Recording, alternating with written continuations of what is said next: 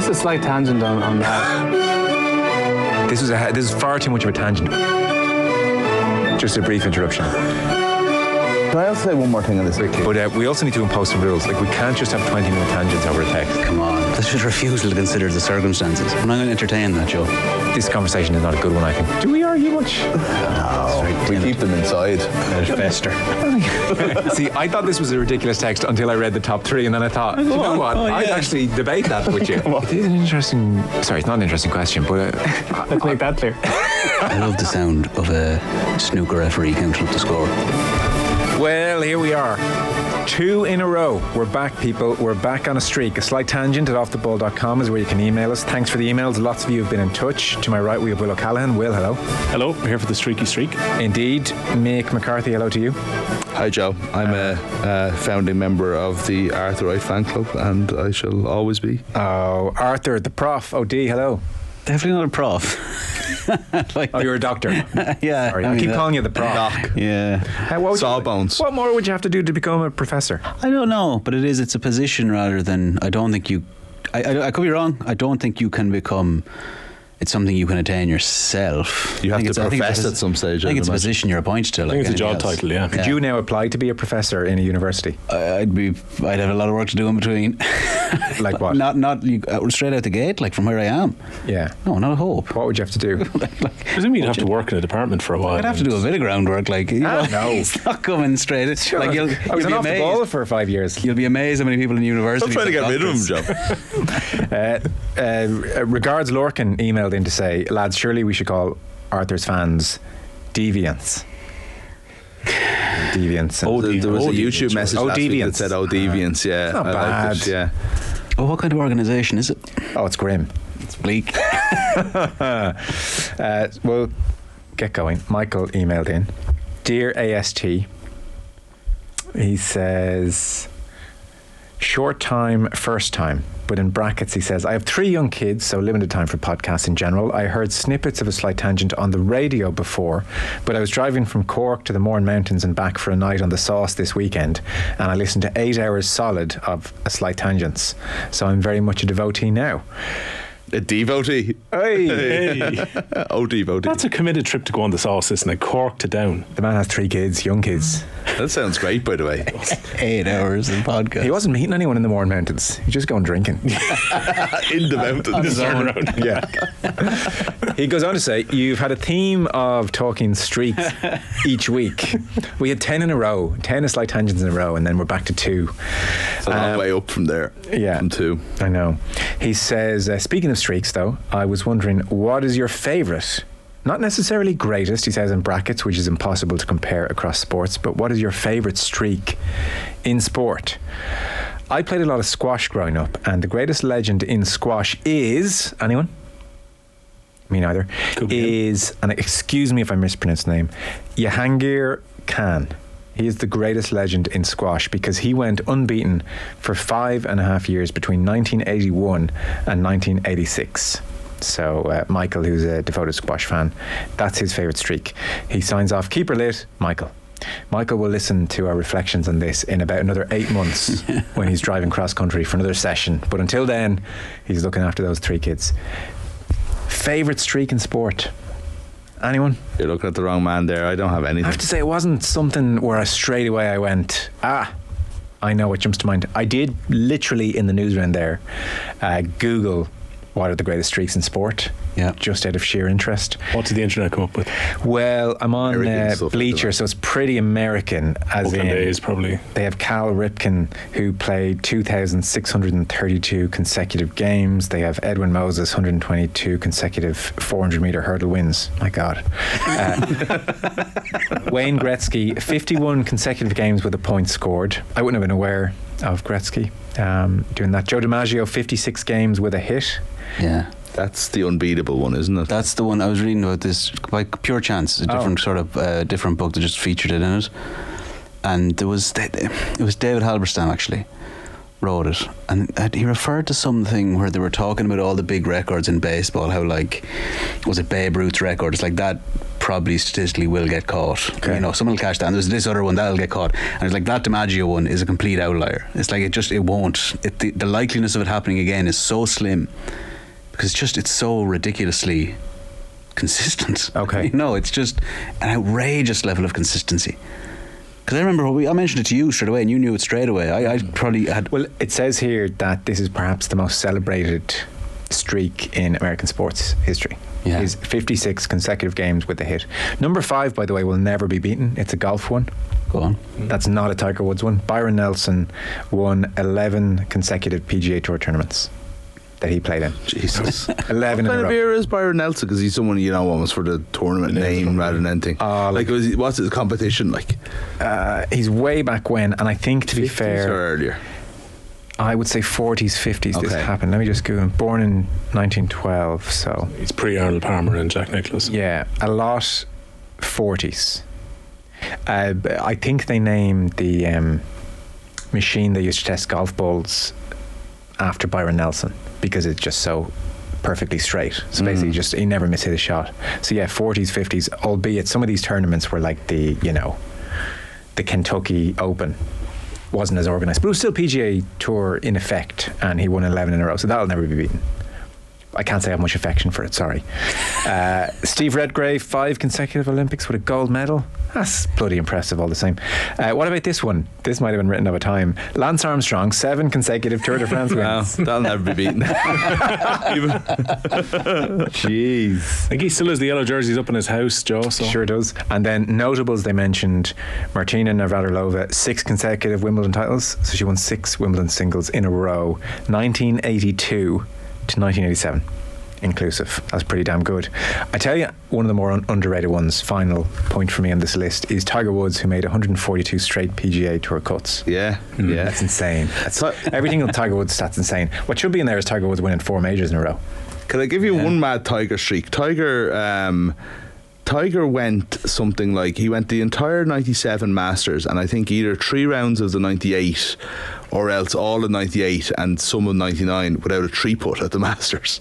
Right. That's like, I can't call it a great streak because I don't have the specifics to it, but it was something silly. It was like 8 or 9 rounds or something like that. Well, in some ways, it's only by where you present, say, Golf Weekly for several years, i.e. a decade plus, and that, someone like Brian Harman, who won the Open, does something remarkable. Like, Brian Harman made 56 of 57 putts inside 10 feet. Only 2 other men have done that in the game. Can you guess who the other one is? Always one of them. 100% of the time, like. 100. There's never been a so-and-so has done something. Can you guess who the other is to have done it? It's outrageous. It's so deep, his breadth of statistical brilliance. Streaks are an interesting thing. I think they are quite American, but I think their sports do lend themselves to it. So take the DiMaggio thing. Like, chances are that'll never be broken, but it's a great little thing to have as one of about 50 things in a baseball season that will always be there. So someone goes on a 20-game hitting streak, suddenly everybody's watching their games. So say like Aaron Judge or someone goes on a hitting streak, he's in the 20s, suddenly the Yankees Tuesday night game against Tampa Bay that ultimately kind of doesn't mean anything because they're playing 8 games a week becomes this national focus. And in the summer when it's only baseball, there's always something going on that will make people want to watch these games, and it's actually brilliant for that. And again, DiMaggio's one might not be something that is going to be hit readily, but when it does, it'll be the biggest thing that ever happened. It'll put baseball back on the map again almost in America in terms of their sports media. So I think for that kind of reason it's good. It doesn't feel like as big a part of things here though, does it? No, and even streak isn't really... It's not even a word. It's not really. Yeah. Like, we use unbeaten run as opposed to streak. Unbeaten run, or like, I guess in GA terms it's 5 in a row, 6 in a row, and I guess the Arsenal Invincible season, that's a streak, I suppose. That'd be the most famous one in the sport. Half a century worth of games unbeaten is a serious achievement. Can I give you a great one? I just googled it to double check it because it popped into my head.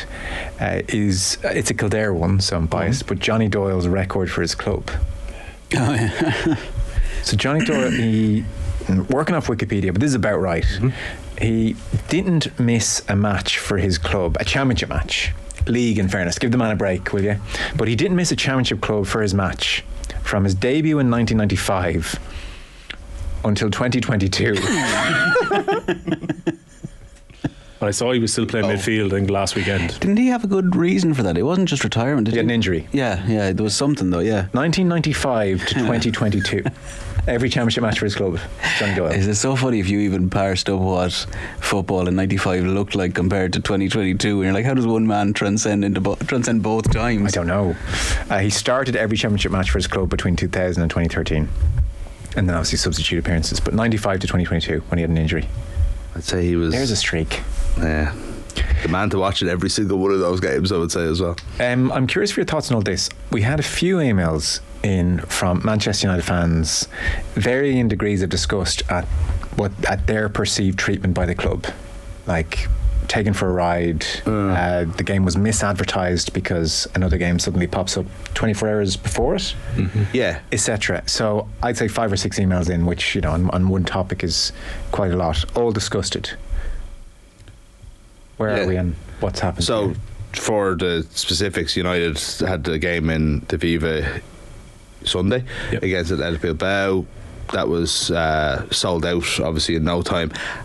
After which, there was a game announced at Old Trafford on the Saturday, the day before, against Lens, I think, wasn't it? It was 1-1 Lens 3-1, When that game comes around, United put out basically a first team, and everyone's like, oh, hold on. Who's turning up to the Aviva tomorrow? Yeah. And as it turned out, it wasn't pathetic. It wasn't a third team or anything like that. You had a few players that were worth seeing, but you also had a few kids. And it'll age well, that game, in 10 years' time. that's what some people were saying. Yeah. So it sparked the usual debate. Like, so the first of all, you have the kind of the League of Ireland diehards, and I don't want to put everybody isn't in the same boat here, but there is that kind of few who will say, what are you doing going, you'll fill out the Aviva to see your, you know, English team play a friendly, but you won't go and see Irish football. So they were kind of out in with a ha-ha kind of attitude. Then you had the United fans who thought that the club were really doing them a dirty and just showed that they didn't really value them, and that, you know, sold us this idea the week before the season starts. That's when you can usually expect teams to put out a fairly decent level of both team and performance, and then that didn't happen. And then you have the other people who were just like, can we just get over it? Like, you know, we knew what we're going to see here. We're going to see the colours, we're going to see certain players. We just want to be cheering on Manchester United. We don't get too many chances to go to them. So I find it interesting, the different outlooks to it. You know, like, personally, there is a part of it that's like, surely we know what's happening here with these clubs, and if you're going to spend your money for a pre-season friendly, there's a good chance you're going to get a pre-season friendly, and not this idea of, like, you know, the Galacticos coming. It's not, I do think it's not Barcelona, you know what I mean, where Messi has to play every game. I understand that, and everybody would accept that, but I think it's not great when you don't flag there's going to be a game 24 hours earlier. I think I absolutely agree with that. I just think that we should, they're not great, and we should kind of assume that they're not great, is kind of what I mean, as opposed to excusing United in any way. Yeah. But there would definite sense, oh look, this is it's probably tough for those Irish fans, because there's almost a mirror held up to how the club itself perceive, where is the game? Dublin? Crumbs. And yet they love the club and feel a part of the club, but actually the club just don't care, is the truth. Could you imagine if somebody dared to knock on Mr. Glazer's door and said, there's a bit of disquiet in Dublin over the pre-season friendly? I don't think Mr. Glazer cares about the disquiet in Manchester. What about the disquiet? Why are you telling me? So I think that's probably a painful moment. The videos I saw, United got a late equaliser, I believe. Like, again, I'm surprised I even noticed. If it wasn't for the controversy, I wouldn't. But United got like a last minute equaliser. It was 1-1, and the place went bananas, you know, and people, I think, enjoyed it, even if they went in a bit pissed off. Like, you know, again, you're going for the experience. We know what it is at this stage.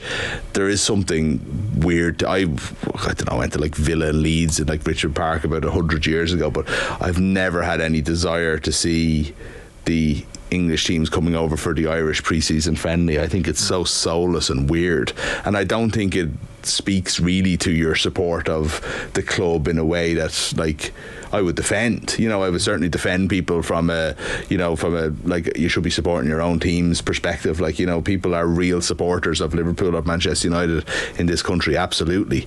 But I just think this whole thing is a bit of a facade, and I hope people recognise it as such. You know, we'll fill out the Aviva, great, but they'll also fill out a stadium in Thailand or Hong Kong.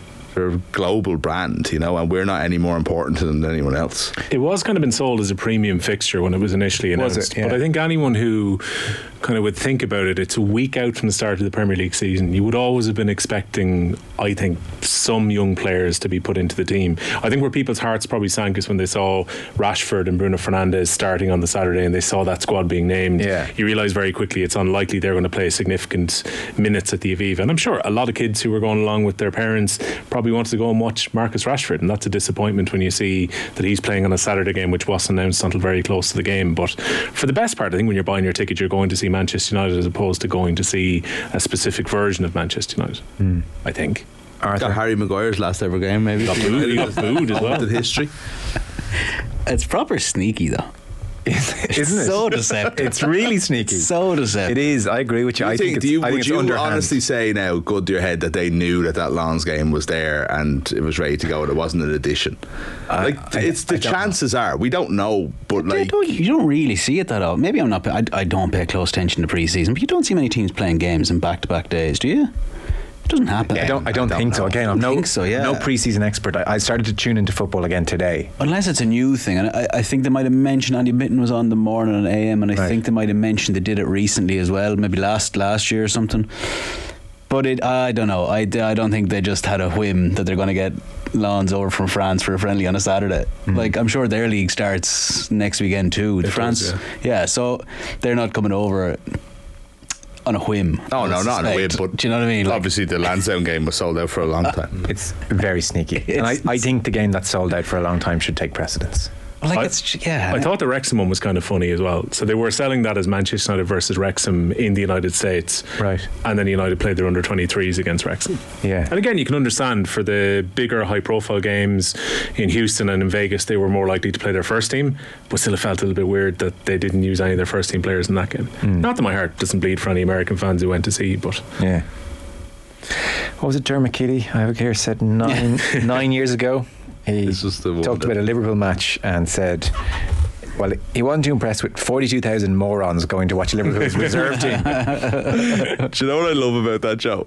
Was that the League of Ireland people I mentioned at the start of this, and again, I hate saying the League of Ireland people, but you know who I'm talking about. It's, so Go much on, so. what are you talking about? You don't name names, I'm about the type of people that just begrudge people supporting other stuff. It's very few League of Ireland fans who are actually like that. Most actually do have dual, I would say, supporterships or so. But anyway, most people were just... You pitched them in as League of Ireland people across the board, but... No, I didn't. Broadchurch. Jesus Christ, I clarified my list. Some League of Ireland fans. A tiny percentage of League of Ireland fans. Anyway, they were basically putting up Dermot Keely just like the photo. There was no explanation needed. There was no. Do you remember Dermot Keely said this? It was just like, and then a picture of Dermot Keely. But as a final thought now, I agree with Arthur. It's seriously sneaky, and I just think it crystallises the basic disdain that these clubs have for their fans around the world. The match-going fan in Manchester gets a smidgen more respect because they can be noisy and difficult at Stop games. the Super League. And, I don't know, invade the pitch, protest, garner a bit more media attention. But I mean, the fans in Dublin, like dirt on the shoe. Like, they are customers in the most... dismissed way imaginable, and I think that just crystallises it. And I'd say for fans who love the team, bought the tickets in good faith, very excited about it, I think that it's easy to mock their upset, but I think when you put so much into like your team that you support and then a mirror is held up to the reality of the situation, I can see why that's actually quite upsetting, you know, especially if that's your chance. Like, not everyone can afford there's to a go. lot of kids there who aren't going over to Old Trafford. A fortune having to be spent on going. Like, when you're planning out your pre-season, don't do that. It is very simple to avoid it. Like, and it's not like you have to bring over and play the starting 11, but it's just it's such the transparency of what we're doing here. We're going to play the big boys play on the Saturday, and then you get Harry and like, I'm surprised Ten Hag even travel over. He did. I did look at to see was he there though. Like I actually had a check to see was Ten Hag on the sideline. It's like a Burn Cup. Yeah, exactly. Paul Clark was managing Man United. Nicky Butt in charge. No, can I ask a question though? you're right in everything you say, and I think there'll be realisation among a lot of the people who are going there. Now, they'd be naive to only be realising it now, but there's a certain... But if it hits you in the face, sometimes it hits you in the face. As you sit there for 90 minutes going, who are these lads? Wasn't that bad. Like, there was like Christian Eriksen was playing. Wan-Bissaka was playing. Does that or should that change your relationship with the club in terms of the way you support them? Like, are we supporting... Personal decision, I suppose. Yeah, no. I could certainly see somebody going, do you know what? This is actually silly. I'm done with them. Would that not be incredibly flippant, though, to change your club over... not change your club, but it's have a different relationship. It might just change your understanding of what you thought was a certain relationship, yeah. It'd be a bit reactive, I suppose. But if you'd been sort of one of those people... Isn't it amazing how many people you talk to now about football and they say the money in it, it's just becoming less and less tangible, real. And so it could be like a final straw where you might sit there and go, do you know what? This all stinks. At the same time, there's plenty of Irish Man United fans who are waiting to see the Qatar takeover go through and try and buy big players. Yeah. But I would wonder if clubs should just be a little bit more considerate, because we're seeing a trend. We've talked about it here. We've had emails about it where, Messi's the star, not Barcelona. Ronaldo's the star, not Real Madrid. Maybe it's Rashford at Manchester United. Who knows?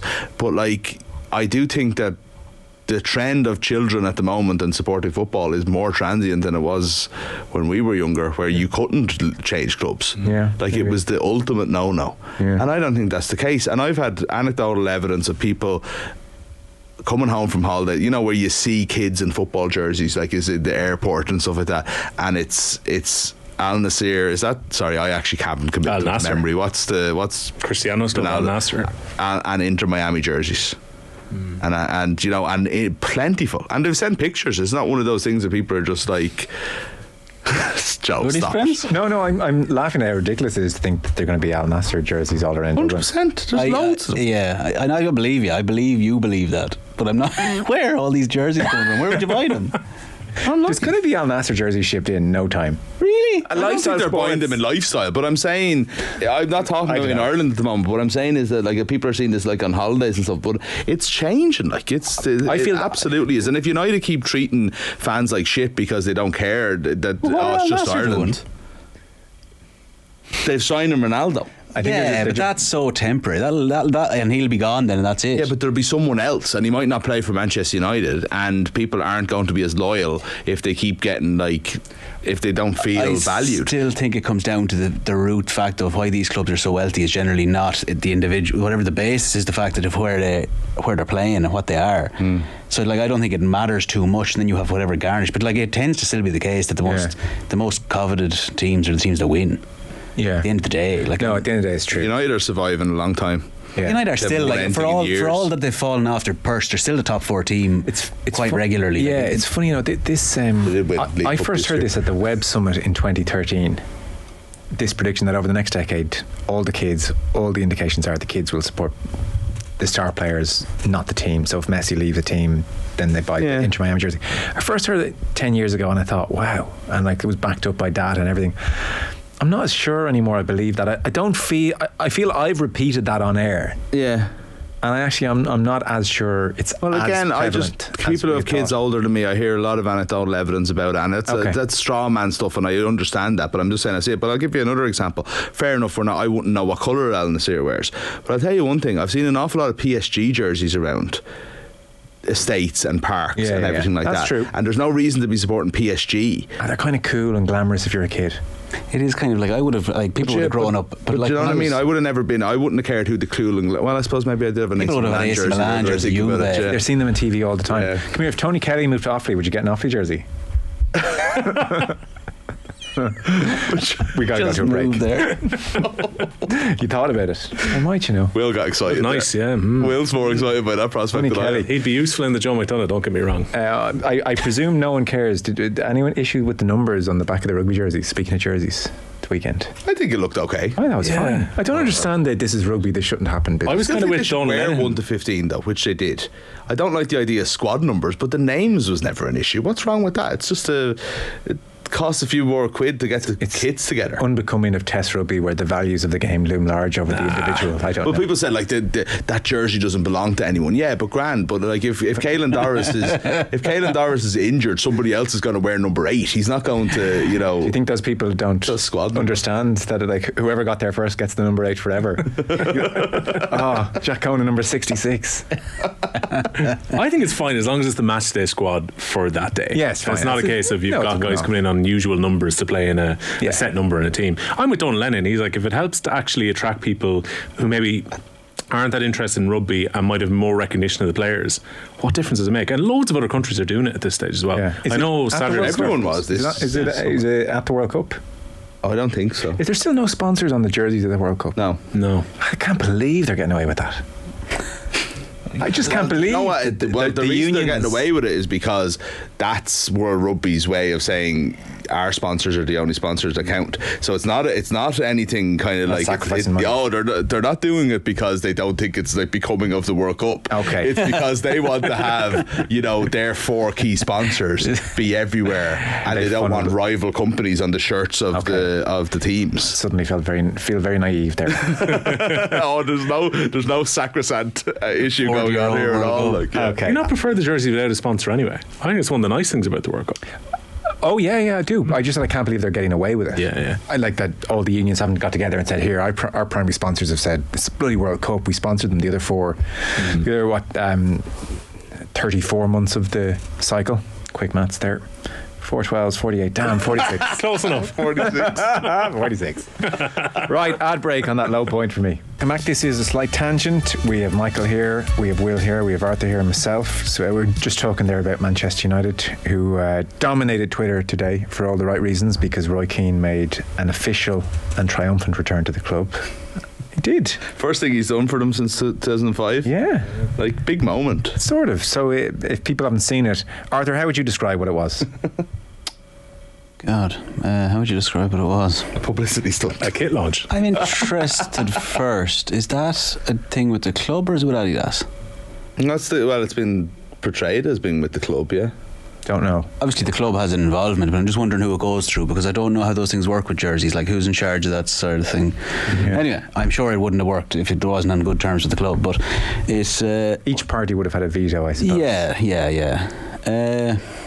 It's a nice jersey. It's a kit launch. It's a kit launch, yeah. And Roy Keane is doing a kind of a walk around Old Trafford monologue about required to be a devil. Yeah, so I'm really come on, Arthur, give me a bit more here. That's the gist of it. I mean, it's good, and it's kind of some decent sort of patter, and it's just him walking around and nice shots of different stuff and everything and whatever about, you know, what it takes, what do you get in return, what do you want in return. It's all very it's like you get, you know, and it's very much it's kind of a play on what Man United is as Roy Keane would express it at a weekend after watching Harry Maguire. First question Arthur asked in the WhatsApp group is, how much do you reckon he got for that? Not just that. I'm just wondering what he's pulling in across the board. Between that and the overlap, the Sky stuff in general, I'd say it's a fortune. I'd say he's earning more than maybe not as more as a player. He was on good decent money. 7 figures, I'd say, though. But he must be, I mean, because everything he's doing is kind of, it's not low end stuff.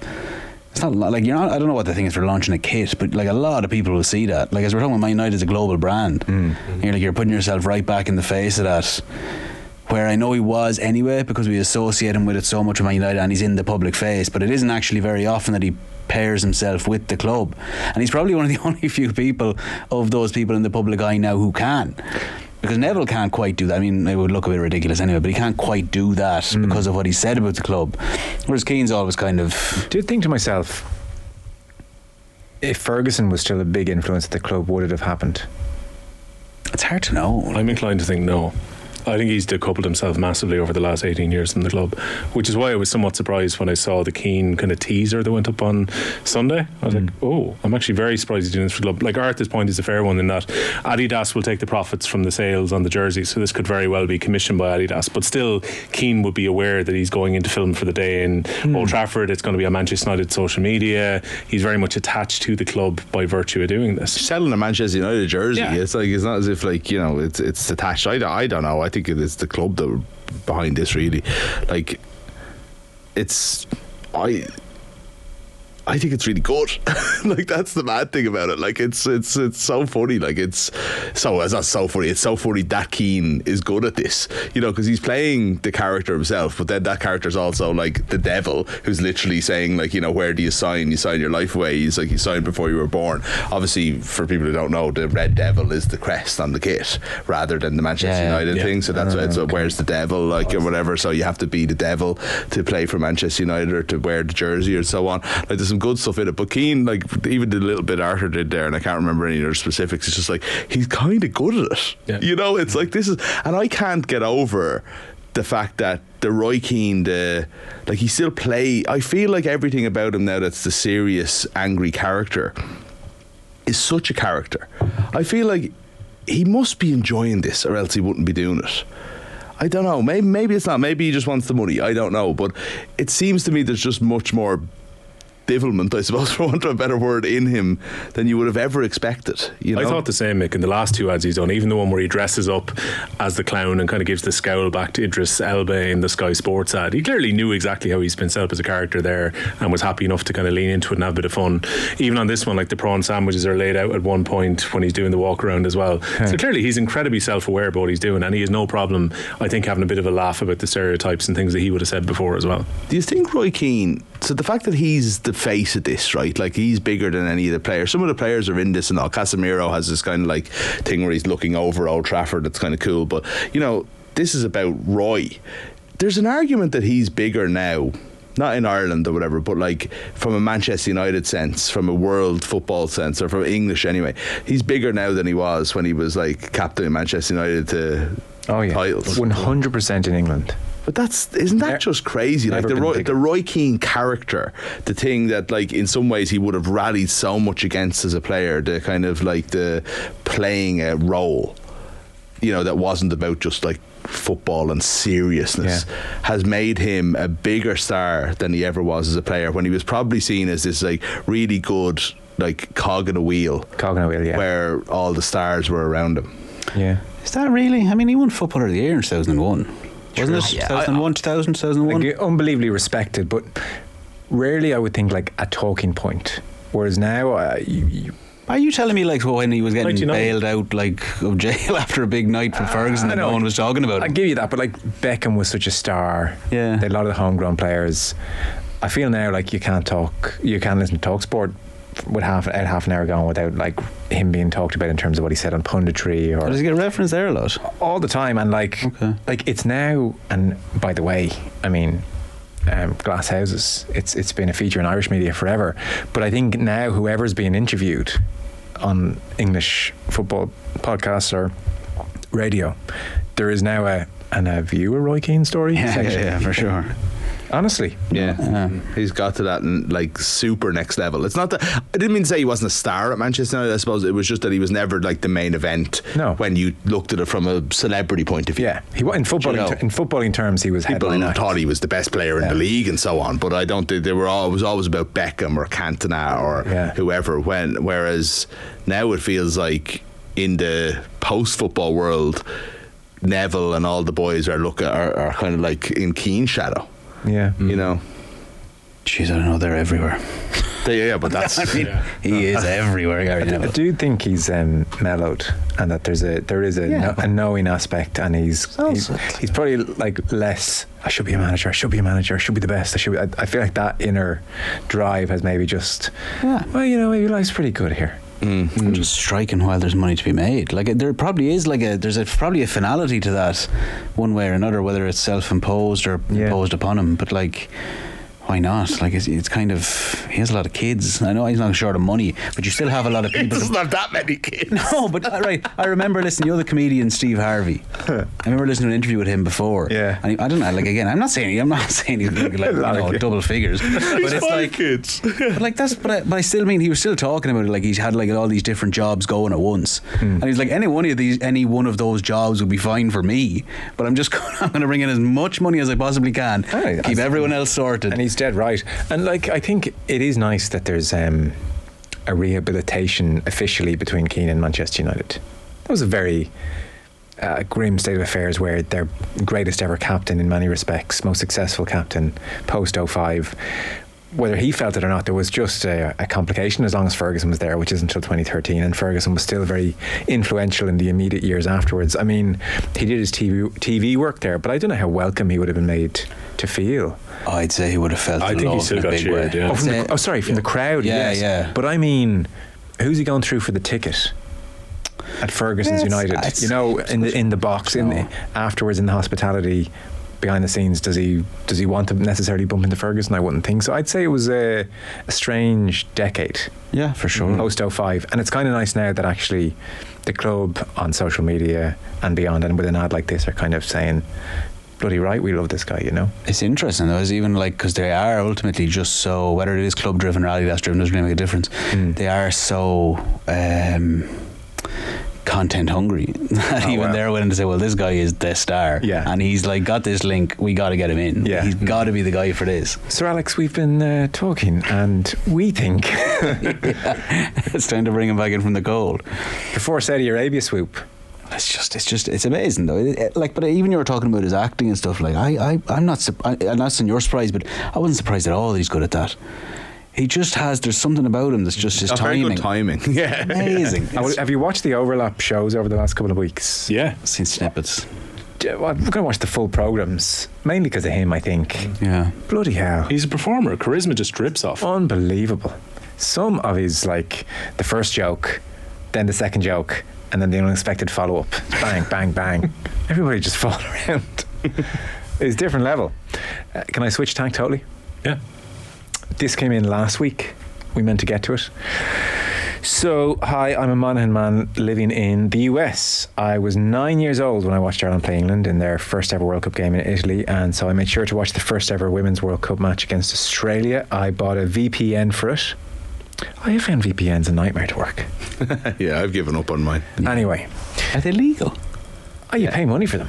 Oh, but it's a legal thing. But what's the point? It's legal. It depends how you use I don't them. know if it's legal to change where you say you're living so that you can get BBC you can player, get stuff outside of rights deals. But it is, of course, it's legal to have a VPN. It hides the purpose your. of them? It So you can hides have private internet use. No, but it hides your nationality. As in, so if you wanted to access the player, the BBC player, you could say, I'm going to click a UK. It'll think you're operating from the UK. But I don't think that's strictly legal. That can't be legal. Like a lot of what I've heard. A lot of people would use VPNs for work where they need to be on a private network in order to log in for work. Yeah, we have a VPN Yeah, we here use a so VPN that we can ourselves. access the Sorry, I don't know what a network. VPN is. Me neither. If somebody wants to use a VPN and change the country they're from and go to a different Netflix, well then that's So going to be a different thing. That's your joy. I'm not going to question them, but yeah. Anyway, I'll push on. This guy, This guy, cheater. Stephen, Wanted a bit of RT he player. bought a VPN for it so I could watch the game on RTE. Oh, is that legal? The jig is up. Leave him alone. He wants to all be the at home. expats are the reason the players crashing all the time. Also the reason we have a slight tangent during 99% of our emails. We wish them well. He puts in brackets, needless to say I switched to ITV after a few minutes, but I did go back to RTE for the second half. But this is Sound issues. the crazy sound issues in the first half, yeah. I got up at 4:30 to watch the team play. It was great, and I think they're doing the country proud. Just before the game started, I posted on my closest friends' WhatsApp group, Come On Ireland. The first response was question mark, so I had to explain. The second response was, are there any good looking players, which I left hanging out there with no response. What is the story in Ireland with this? There appears to be a complete lack of giving an SH1T, which I'm genuinely surprised with, knowing Ireland's relationship with sport. Is Ireland at a stage now socially and culturally and economically that even if the men's team qualified, there would be a subdued excitement about qualifying for a major tournament? Thanks. Stephen, I find that amazing, I have to say, that you write in Come On Ireland, the first response was a question mark. I think, like, in fairness, even if you had no interest in watching the Women's World Cup for your own reasons, I don't know how you wouldn't know it's on. Like, you're actually just oblivious to the news cycle there. I find that a touch surprising. Like that at 11 a.m. on that first Thursday, when he texted his mates going, Come On Ireland, that they were like, what, the hockey? Yeah. Yeah. If you're a sports fan, I find it hard to believe you'd be unaware. I need the screen grab at that, Steve. But I don't believe that. I think what we need to figure out here is if you're not a sports fan, because there's no way you didn't know the Ireland men's team were playing at a World Cup in 90 or 94. But maybe that is possible. And it could be time difference, a few other things if you're not. But I'm presuming his mates group are at home. They're not all expats. Oh no, I didn't say they were, but are they into sport? I don't know if that's a given. You know? Yeah, fair enough. I'd be whatever about. I'm not bothered watching it, but I'm surprised no one they didn't know it was on. Yeah, fair enough. Yeah, okay. What did you think the interest levels were, in general terms? It's hard to know. I don't like. I didn't get figures. I know RT released that the player numbers were good. Stephen.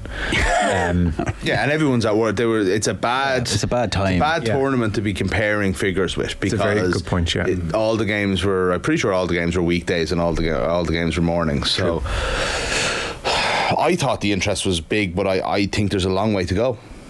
Like, I really do. I don't think a nation stops in the way it is with the men's. Now, I actually am interested in Stephen's point as to whether it would ever be like this again, even with the men's game. Yeah, he says, is Ireland at a stage now, socially, culturally and economically, that even if the men's team qualified again, there'd be that more subdued excitement? I think versus what we had previously, I think there's something in that, you know. I think we might be past the nation holds its breath. I do. I think we might be. We're also, it's culturally and economically, whatever, but I also feel like we're so exposed to big moments and to big sport and to different things that maybe it becomes a little bit more, what's next? A little bit more blasé about it. Yeah, exactly. There's no more the first time ever. There's no more this is the biggest thing in the world, because the biggest thing in the world happens every 2 weeks. If they got to knockout, if the men's team got to knockout stages, I'm not saying it wouldn't be bigger than it was at the women's. I just don't know if it would ever be Italian 90 again. It'd be absolutely. It would 100% be bigger than the women's. It'd be massive. I'm just wondering how would it compare to Italian 90, say. Yeah, like what would you say? Wasn't Wes against Sweden a bit crazy and Robbie Brady when we think back? See, funny, I was there in the guise of Conhulan, so I don't have a sense of what here was like in 16. Did people lose their minds? Like the Brady goal, I think, yeah. But in terms of were the streets dead? Could I have walked down O'Connell Street? Yeah. I was in town for the France game, and Dame Lane, and it was a good bus. It was really good. There was a sense of a day. Because there wasn't a sense of town closing down. There wasn't. I wouldn't say. That was just a big day. Don't get me wrong. Again, I don't mean to be completely minimalising it. You would know there was something happening. Right. But I don't think it was it wasn't the sense of you're going to go and every single person on both sides of the footpath are going to be fans celebrating, and the cars are going to go down, are all going to be beeping and arses out the window and stuff like that. I don't think that would. I just don't think that will ever happen again. Things probably have to fall into place for that, though, don't they? I mean, in terms of where I wasn't there, I don't know. I'm not going to speak to it, but you get the sense that from Italian 90, obviously, it's coming in a different kind of Ireland. Big time. Big time. And I presume that could shift and thing. I don't think that's a linear thing. But even I wonder, even I was kind of thinking there, I wonder even what the population of Ireland was in 90. It would have been still sub 4. So what are we now, 5+? Yeah. Which is an enormous shift, I suppose, in just you're just not going to have what kind of it's just the literal things of it are just there's a larger number of people now who are you're not going to get as many people involved. Life goes on beyond that. But I don't know. I still think. How would you compare? What's your memory of 2016, the men's at the Euros versus the women's at the World Cup? Time around. I just think the men's at the Euros is a bigger story. That's and it's not. I just think that gets more. It'll get more interest. There's more people. I feel just are naturally more interested in other teams as well. Yes, in the sort of way that we know the players. we know a player almost from every team at least. Yeah. And it just allows it to be more of an you can go through the whole thing without missing a game. In the best win in the world, even this now, I'll particularly take interest now in the World Cup now when the knockout games. It doesn't really matter to me who's playing because it's just knockout football's great. Yeah. But there's not. I don't have any context during a lot of those group games where it's I don't know any of these players on either team, and you kind of draw some assumptions sometimes about whatever, France must be very good. France are good. France won, I think they won today. But you immediately draw a comparison to the men's team, and then so you really have no footing. That's not fair. You've no footing really for the reality of what's going on. A lot of the time, I don't, and that's yeah. So what Stephen's talking about in his email, it tallies, but it makes sense that it's still very much. It's early days in its infancy. Absolutely, it's early days. I feel that personally, right. The women's football team for me has been a thing, something that I remember when RT showed that Australia game and we beat them in Tala, and I remember thinking I've seen this team few times now. I'm starting to get to know the players. I think I'd been to maybe the previous game. I think they played. You got to see, this is the thing. I can't even remember. I think it was Norway, right? But I don't even remember. It was almost a non-event to me. It was just it's Finland, probably, isn't it? I'm not sure. No, I don't think so. And played Australia, and it was like, I kind of know. I know who's good, and then you get to know the team. And I've seen every game they've played since. And for me, this World Cup was a big deal then. You know, so like, you're on a bit of a journey with them, but you just have to. I just think that we have to have a bit of patience with these things. I think that it should be treated as a big deal because it is a big deal. It's a really incredible achievement that they've got there. And for those of us who've been watching for a little while or who've been paying attention to this team, there's lots of great stories in there. There's lots to get like hooked on and to get into. But for a lot of people, they've grown up always supporting the men's team. They always know the depth. They know the men's club game. They know who's coming through, who's not. You don't have that exposure all your life, and you can't just say to someone, "You're supposed to watch this team now." No, this true. is, and this is your duty. Be a big fan. Yeah. People will watch it. They'll want to win, but they'll never feel that same emotion. But not yet. Not yet. I know you can't make it like some kind of moral test. I think a Euros character. I think it would 2 years from now, a Euros in 2 year time in a nice favourable time zone would be enormous. Well, the time would be a big jump, wouldn't it? Huge because jump. if this World Cup would lay that groundwork. And I think when it's a smaller tournament and it's tighter and the times were better shaped, I think you'd have because I distinctly recall watching so much of that World Cup in 2019 that was in France. I think way more of it because it was just kind of it was on at the right time. It was just kind of you're used to it. Funny, on the Irish men's team, I do find. I found over the last couple of years there was a real sense of, Josh Cullen, haven't seen him in 6 months. Yeah, that's true. I think the country's had a bit of a getting to know this Irish men's team because they wouldn't watch 80 to 90% of the players playing at club level. They'd pitch up then at international level and be like, "Oh, yeah, the team the last time." I'm telling you, you're casual, but typically like Irish men's most people weren't seeing Nathan Collins all week. Nathan Collins, this kind of stuff. I mean, Collins obviously playing in the Premier League. You'd see him now match of the day and clock him, but a whole bunch of them you weren't. I think there's been there was a bit in Kenny's first year and a half, especially when he used a lot of players. I think there was a real sense in my mates' WhatsApp groups of, who's your man? Yeah. Where's he playing? Rotherham? But like fast forward 2 years and it's at Luton, Premier League, baby. It's a weird way of sending a WhatsApp. Yeah. But now it's like, oh geez, Benny's injured. Yeah. From Rotherham to takes time. Oh man, Benny's injured. So it's weird. Just we're saying that I've no real point in relation to the women's team, but actually I do think the men's team has had that journey with the Irish public over the last 2 years because a whole bunch of them we never see, and Stephen Kenny introduced them and we only saw them every 3-4 months. The bit of success makes a huge difference as well, Joe. Wow, look at the England team at the moment where they won the Euros and people probably became very familiar with their story and the players who played and those who were injured going into it. And when you watch the English coverage, it just feels almost different now. The expectation, it's familiar. It's this team should go and do well. We know what they've done previously. There's kind of a story behind how they've got to this point. And I was watching the BBC coverage the other day when they were playing against Nigeria. And it was very much that sense that they were covering it almost like the men's team, if that makes sense. And I think that bit of success is probably required to bring your casual viewer on board. And the familiarity, the backstory, it's not been a great situation, but the Katie McCabe Vera Pauw spat, that's kind of juicy. Next time Katie McCabe does a press conference, people will be interested. Will Katie McCabe still be the Ireland captain when the next manager arrives? I guarantee it 4 years ago when she was given the captaincy, no one was like, oh, that's an interesting story. Would anyone here in the room know top of their head when Katie McCabe became Ireland captain? No. Whereas now I think the last couple of years everyone's been on the journey. Now, like, who's Ireland? I think it was the start of Colin Bell, by the way. Oh, was it? Yeah, okay. But regardless, who the Ireland captain is for the next cycle is of national interest all of a sudden. So you need backstory for all of these players. And it needs time. And like you would say, like England obviously had a lot of success by winning the Euro, so it's a little bit different. But at the same time, it feels like they've been on the journey longer. Yeah. And look at the coverage at the moment in England. Like, I mean, it is wall to wall. That's not tokenism. They're not doing that if there wasn't an interest there. No. Do you know? And it's lionesses, and there's household names. And like Sky Sports News last night or whatever, summer, it was just like all yellow, all England. Yeah. You know, when they're talking about the back pages about transfers. No, it's true. Like, and the real culmination of that journey, the arrival of that journey, is then the US coverage where they just hate their team.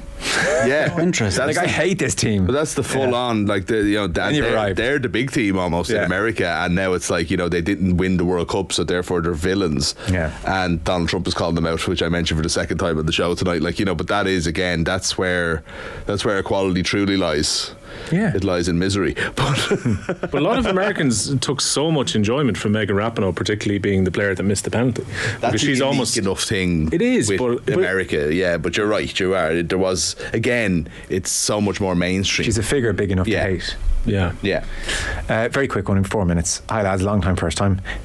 Curious to hear what extent your sports coverage is influenced or not by other media outlets. 2 examples. 1, would you avoid getting guests on the show if you know they're going to be appearing in other media outlets the same week? For example, big rugby week, you might hear Rory O'Connor and OTB setting captains in the left wing. And then 2, would you avoid listening to other media for fear it might influence how you handle a story or opinion of a game? For example, British Open last weekend, would Joe avoid listening to No Laying Up on a Monday for fear he might end up repeating some of their takes or opinions either on OTB or in Golf Weekly? I love this lot. Keep up the great work, Neil. It's a very interesting email, and that's someone who's quite observant of what's going on. Yes, to both, I suppose. The guest thing, it might depend on the guest. I don't think we do Back yourself. tend to avoid it. You had a go at one person in here a couple of weeks ago, or well, about 3 or 4 months ago. You said, you were on something today. I can't even remember what it was. Oh, I think I jokingly said to Rory. Jerry. Yeah. And Jerry went, was I not supposed to? I was like, Jerry, I don't care, do what you want to do. So no, I don't really. I that doesn't overly perturb me. I think the only less like a Jerry or Rory, to extend the rugby analogy, I suppose like it kills you if you've got a big interview with top of my head, Liam Hayes. If Liam Hayes had done 5 podcasts that day because he happened to be in town, he'd be a bit like, oh crap, that's sort of that waters it down. Takes away the special feeling to it, yeah. And as for listening to the other stuff, I mean, that is the great dilemma in my life, because absolutely at times, and not meaning to, you find if you've just listened to something and it's fresh in your head, you can end up going down a certain track. I tend to still listen because I like to be aware of as much as possible, and I will often, like on the football conversation later with Jonathan and Philippe, I will reference the overlap several times because it's fresh and I listen to it. The upside was it informed me of certain good topics for conversation, and the one rule I'd have though, I feel pundits shouldn't. I think in me asking questions and knowing that, like, there's been a lot of talk about Phil Foden this season because it was talked about in the overlap, I can ask the Phil Foden question. But I think if you're a pundit and you're listening to what all the others are saying, you just can't but be influenced. And I think you're just phoning it in then, in a well-meaning way perhaps. But I don't really, I love a pundit that, like Andy Dunn.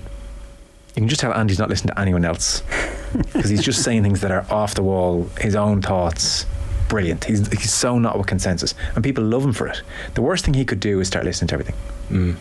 Yeah, you can tell his notes are his own. Yeah. He watches rugby in a certain way, and that gives a different perspective. Yeah. If you sit at a match with Andy, like, he calls things you just don't really see. Yeah. Or hear other people would you be listening to loads before you do something, or would you avoid everything? Well, I've been very specific on the hurling pod, for example. I try not to listen to the other hurling podcasts beforehand, purely because, again, you'll hear different stories or maybe an idea, and someone will then turn around and say, oh, how come you guys did this? I heard this on X other podcast. Right. So I try and come at it fresh, and generally I try not to watch the Sunday game punditry. I'll tend to watch the highlights on it and then not watch the punditry afterwards. All right. And I actually enjoyed when we did a few podcasts this year before the Sunday game came out, because genuinely then it was our reaction to it as opposed to here's what a pundit said on the Sunday game and we're regurgitating what they spoke about. Yeah, I listen to them afterwards because, again, a bit like you, I like to kind of hear what's been said elsewhere and people's different perspectives. And like sometimes it is fine to say Donal Óg said this, what do you think? Sure, because it adds more currency than Joe Molloy or Will O'Callaghan think this, what do you think? It's a double-edged sword though, for sure. I completely understand what you're saying though. I've found myself on like Monday news rounds or whatever, you know, when there's so much, you've consumed so much over the weekend, you've watched a lot, and you find yourself kind of giving an opinion, and it's only 10 seconds in you realise so-and-so said this, and I didn't even realise that that's why I have that thought, but I've watched the game be analysed, and therefore it's influence my opinion on it, you know. So I don't know, I don't have as big an issue as you two would on it, but my thing would be there's certain, like football in particular, podcasts that I enjoy, and I tend not to listen to them until Monday night. So I'd like try and get like just through Monday's show anyway, and then I'll take in them more for enjoyment than for work. I feel like for work it's like papers and actually watching the games. Yeah, well, I find possible on a Monday in particular, because you just can't watch the 40 hours of sport you need to. I will often cheat by using highlights, punditry, podcasts, and like I'm basically just attached to headphones for 20 hours. I don't think that's even cheating, Joe. That's actual research. Yeah. I was going to say cheating. What's it? It feels like cheating to not spend. I'm like, I just can't watch that. Notes. I can't watch that URC game on this Saturday night again. I'm getting the eyebrows from Mick. I got to wrap up. We're done. You're allowed to say time. We just make that a thing where you just say time. No, but I just I looked at Pete Time. looking at you through the window and thought we must be out of time. Pete, time. We're out of time. A slight tangent at offtheball.com. Thank you to Arthur, to Mick, and to Will. There is a chance we're back next week. We'll see. Who knows? It would be a 3 in a row.